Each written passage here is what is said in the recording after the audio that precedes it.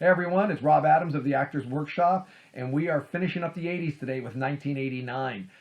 Um, I think what I'm going to do is, I think next week we're going to take off and let everybody have a chance to kind of catch their breath, compile their list, watch some movies that they want to watch without falling further and further behind. And then the following week we'll start with 1990. I will throw out an episode in the middle of next week that will kind of be connected to this, the same but different. It'll be fun, but that'll be the only episode I'll do next week. Um, because I know I'm showing you guys a lot, actually in 1989, um, there's not as much, and so there may be movies in this list that in a different year would never have been shown. And I know I get that. I got the comments about what about Bull Durham, or what about A Fish Called Wanda, or Cora, you said The Goonies, or all these other movies that come up, and I own them and they have their place, but the year they happen to fall into, they kind of just fall short. And I like those movies. I just don't like them as much as the ones that I'm showing you. And ultimately, I'm giving you guys a list of movies that maybe you've seen and haven't seen in a while, or haven't seen at all, or maybe not even heard of, and trying to use those as a precursor to getting to my favorite of each year. So it's not like, that's the greatest part about this, is that we don't have to agree with our list. That's why you have to put your list in the comment section, and let me see what, maybe sometimes I'll see something and go, oh my God, I forgot that one. Or I'll be going through my list and go, oh, how I forgot that one. That's part of the fun of this. And then revisiting what could have been, is always a woulda, coulda, shoulda situation. Anyways, the first movie I'm going to show you is one of those that kind of fall in the category in a different year. We probably are not even talking about it, but it's Bill and Ted's Excellent Adventure. It's a fun comedy, going through history and talking about different historical people and stuff like that. Keanu Reeves, and a role that was built for him at the time, Alex Winter, and then of course George Carlin. The second one is okay. It has its moments, and there's definitely some scenes. The Grim Reaper is great in it, but this one is a lot better. And from what I saw from the teaser the other day of the new one, I don't know. So this is a good fun comedy for the time and for what it was, and it's good. It's fun. Next up, not my favorite John Cusack movie, but it is definitely one that is worth a mention. It's a classic in its own right. I mean, the picture with the thing, and he's playing, In Your Eyes by Peter Gabriel. It's a classic film image, film scene, and is worth noting. Next up is the next in line of the John Candies, Uncle Buck, and to some this may be the best one. It definitely is funny. A young Macaulay Culkin, and he's coming to take care of the kids while the parents are gone, and it's typical Candy shenanigans, but in a different way. Instead of being at the beach or in the mountains, now he's at the house. But once again, John Candy had that formula, and it worked really, really well for several years. And this is, like I said, to some the best. It's not necessarily my favorite, but it really is good, and it has some funny moments, especially when he's talking to the principal. Anyways, moving on from the comedies to I don't know. I guess it is kind of a comedy. War of the Roses. Kathleen Turner, Michael Douglas, and Danny DeVito. They have a bad marriage, and it's all the things that they're doing to each other because they hate each other, and it's got some humor to it, but also some dramatics to it. It's kind of fun. I know my wife Amy does not like this movie, but in general, it's good acting. It has, like I said, its moments, and it was worth a mention in 1989. Originally, I wasn't going to mention this one, but it is a good movie. Look Who's Talking. John Travolta, Kirstie Alley, and then Bruce Willis as the voice of the baby. The reason I wanted to bring it up was this was the last Travolta powerhouse movie until he got back into the game in Pulp Fiction. And even though he had done stuff between this and Pulp, this was the last one where you sat there and said, you know what, this is a pretty good film.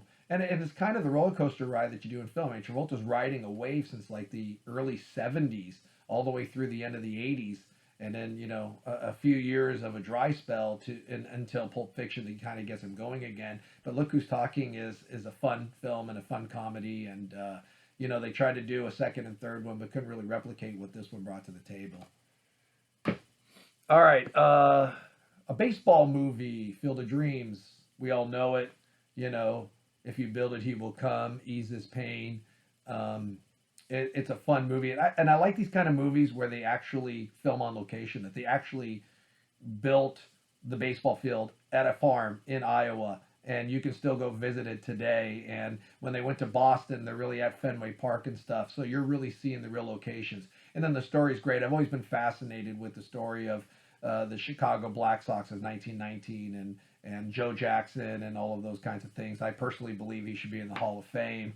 And to bring him to life in this movie, the way they do with starring Ray Liotta as Joe Jackson, and the way they do it, and then you have James Earl Jones, as Terrence Mann, and it's just a good, fun, fictitious film, but it has its place. And if it wasn't important, you wouldn't still have the farm to go visit if you were in Iowa. So it's one of those films where it kind of takes a place of reality in life, and it's a visitor site when people take their trips, vacations, go through Iowa, etc.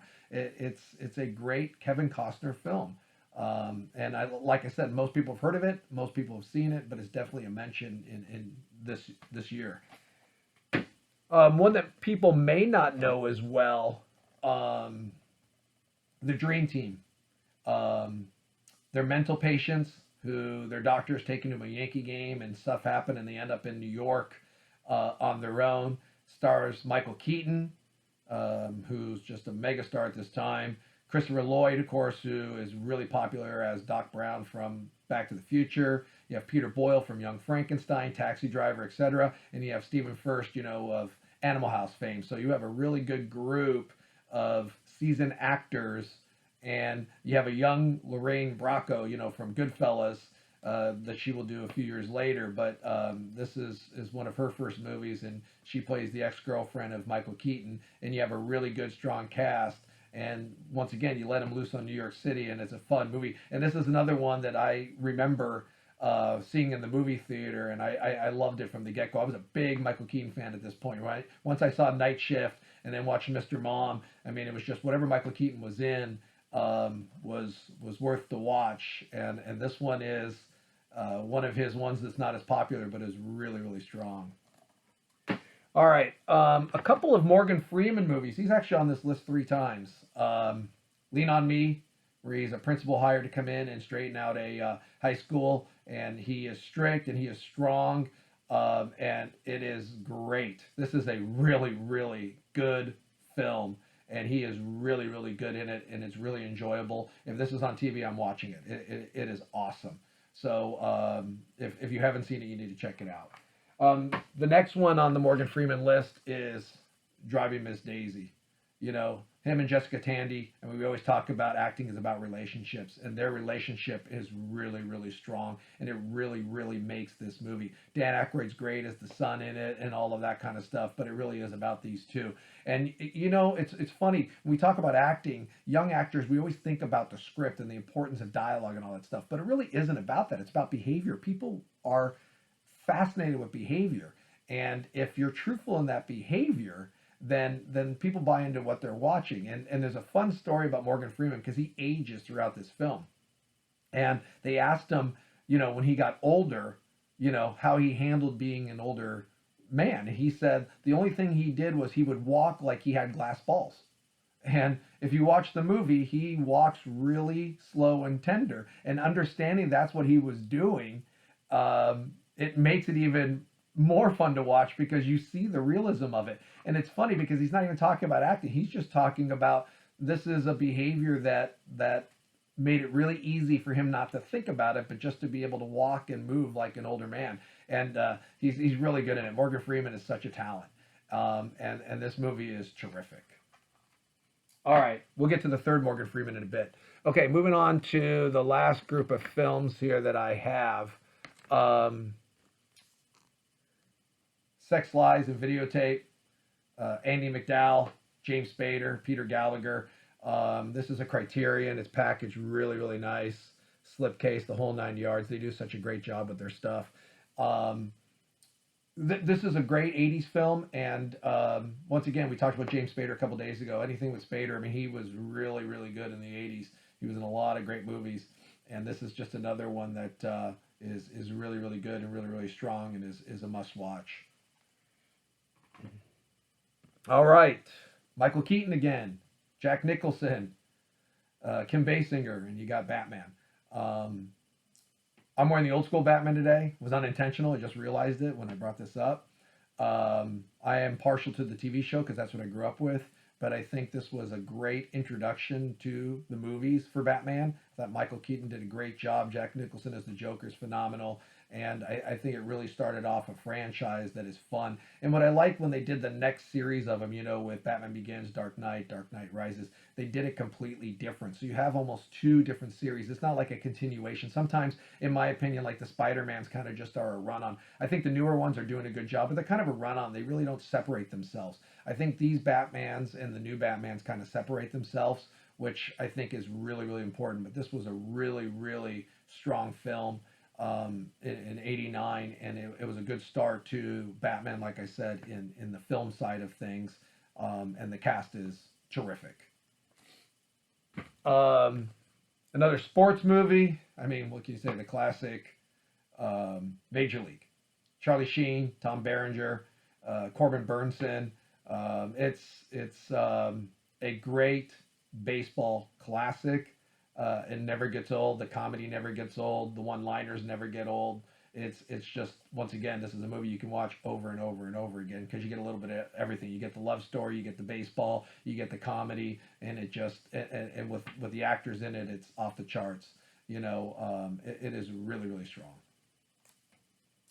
All right, so for the first time in all these videos, I have a tie for first place, and I really try every year to break these ties. And if you've been watching the videos, you know it's hard. Sometimes I make the decision right as I'm filming these videos, but I couldn't break this tie.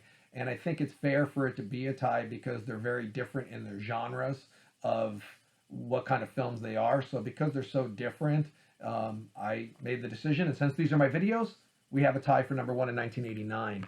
The first one I'm going to show you is When Harry Met Sally. This is one of my favorite movies of all time. Billy Crystal and Meg Ryan are perfect together. This is a great movie. There's so many phenomenal lines, so many phenomenal scenes. Their relationship, and then you had Carrie Fisher and Bruno Kirby as the friends who end up getting married, and it's the four of them. And you have an impeccable romantic comedy, and it doesn't get better than this. And this one is another one that you never get tired of. It is a classic. It is a rewatcher, and you can see it a million times, and sometimes we'll spot out something new or re-laugh at something, but this is as good as it gets in the rom-com category. The other one at number one is a classic to me. It's the third one with Morgan Freeman, but you also have Denzel Washington, Matthew Broderick, and you have Glory. And once again, if you know me, you know I love history. You know I love the Civil War history. And this is the story of the black regiments during the Civil War, and it's the ups and downs. It's the brutality of that period of time, but it's also the glory, thus the name of the period of time. And when you take the acting and you take the story, I mean, it's an epic film, an epic journey. It is phenomenal, and it was really hard because of this subject matter, and then this film being one of the best romantic comedies of all time to decide which one. And like I said, because they are so different, these two both deserve to be number one in 1989. Okay, so on the music side, I pulled a few just because of the memories of getting these, having these, etc.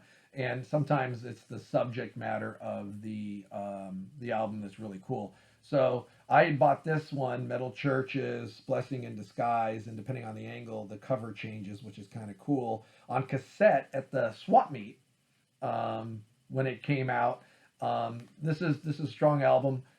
Fake Healer, Badlands, which is just an epic song. Anthem to the Estranged, which is great. But it has a song called Rest in Pieces, April 15th, 1912, and it is basically the story of Titanic in music. Once again, what's cool about some of these stories in music and their songs and stuff like that, it's almost like watching watching a movie with your ears. And when you listen to Rest in Pieces, you can picture the Titanic story when you listen to the music and the lyrics.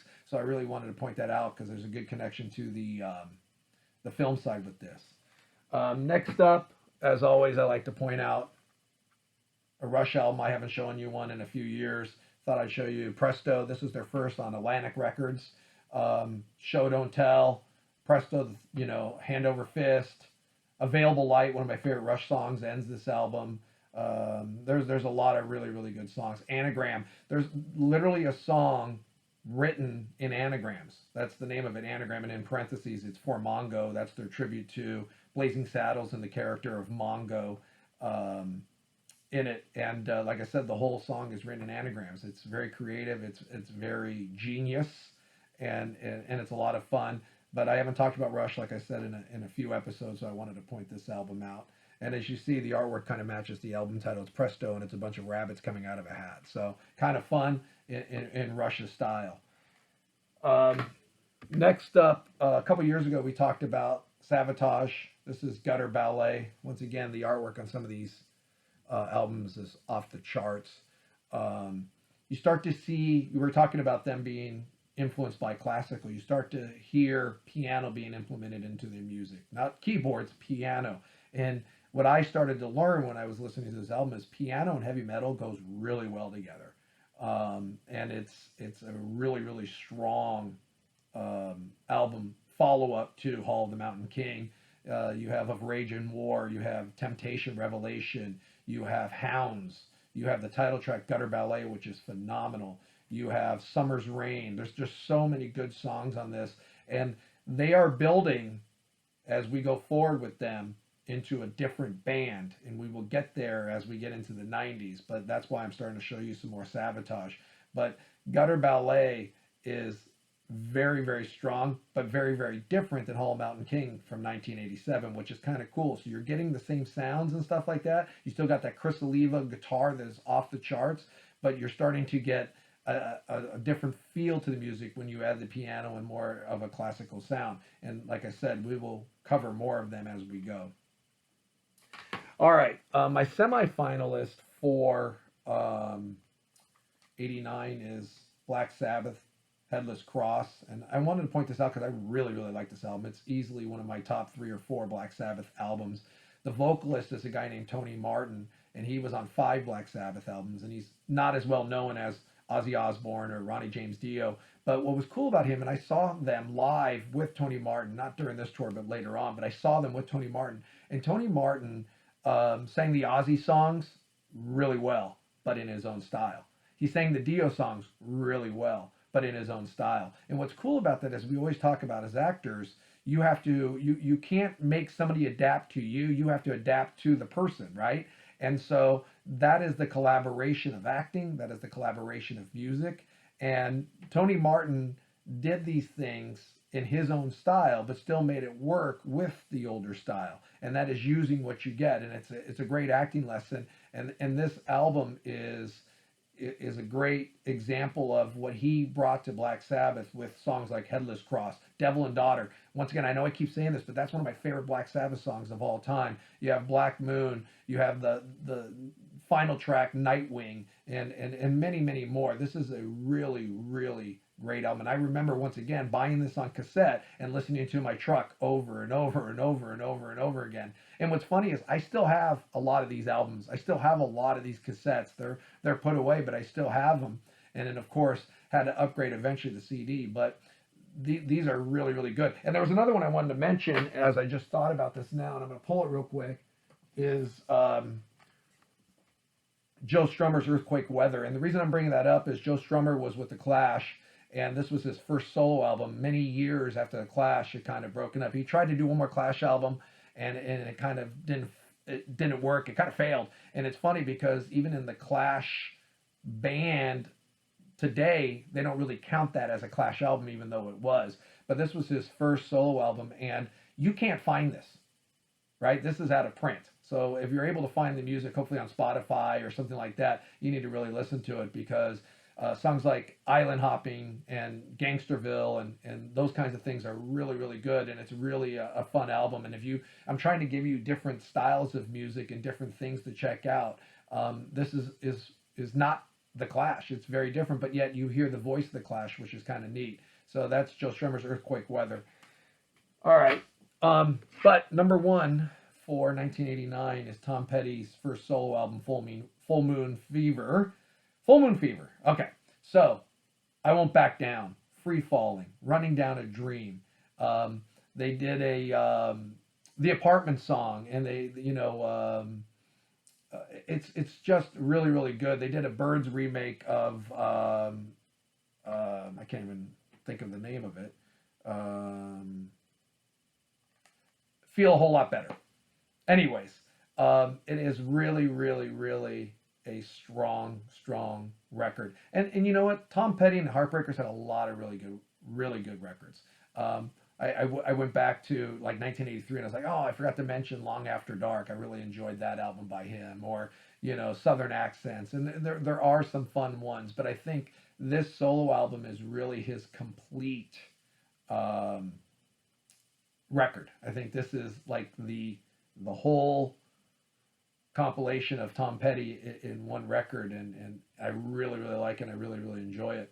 And an interesting tidbit, this is the beginning of the CD. So this is something that it used to be released on album and then released on cassette, and then they started to release them on CD. So if you bought the album, you had the album and you had the cassette. On the CD, at the end of side one, there's actually a pause, and you hear Tom Petty talk, and he's like, hello, CD listeners. For those of you who bought the CD, we are going to take a moment for those who have bought the album or the cassette and have to flip it over and listen to the other side or change the cassette. So there's like a moment of silence before side two starts, and then he's like, okay, now it's side two. And it's kind of funny and it's kind of interesting, because that was something new and it was something different, and it's something I remember at that period of time, because I think I had the cassette and then the CD. Because like I said yesterday, I would have the album and then the cassette, and then it started becoming CD and cassette and then just